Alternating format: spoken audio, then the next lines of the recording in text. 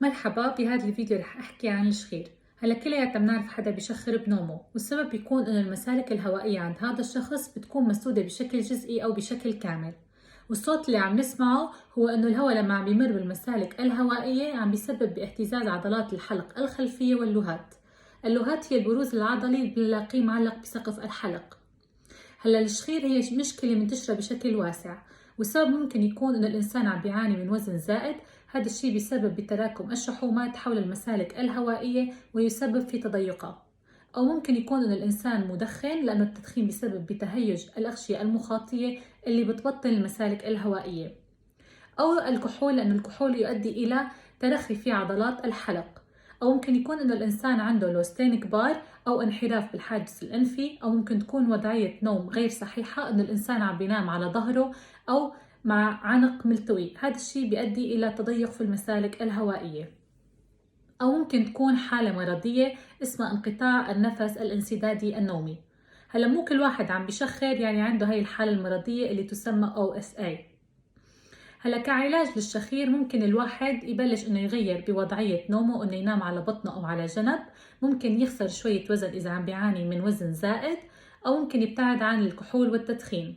كمان في وسائل ممكن الواحد يشتريها من الصيدلية، هي الاسقاط بتنحط فوق الانف او قطعة بلاستيكية بتنحط داخل فتحات الانف كرمال تزيد من توسعها. هلا اذا جربنا كل شيء وما مشي الحال، هون صار لازم نروح عند الطبيب. الطبيب رح يسمع للأعراض ويعمل بعض الفحوصات كرمال يقدر يشخص الحالة.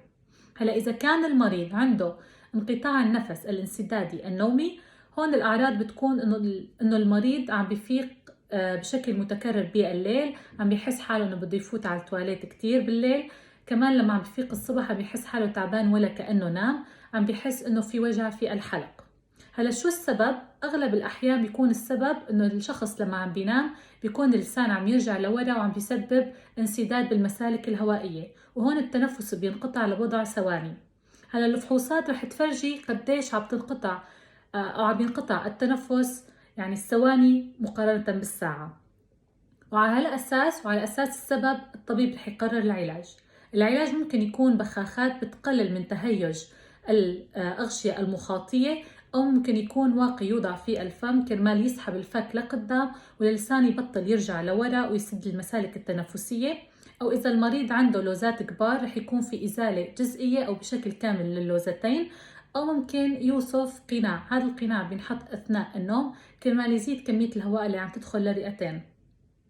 هلا أسباب انقطاع النفس الانسدادي النومي بتكون مختلفة، مثل اللي ذكرت إنه اللسان عم يرجع لورا، أو هي نفسها أسباب الشخير اللي الوزن الزائد أو اللوزتين الكبار، بس ممكن يكون إنه المريض عنده سكري، أو ممكن يكون عنده نقص في هرمون الدرق. بتمنى تكونوا استفدتوا من هالمعلومات، وإذا عندكم أسئلة اسألوني إياها وأنا رح جرب جاوبكم عليها.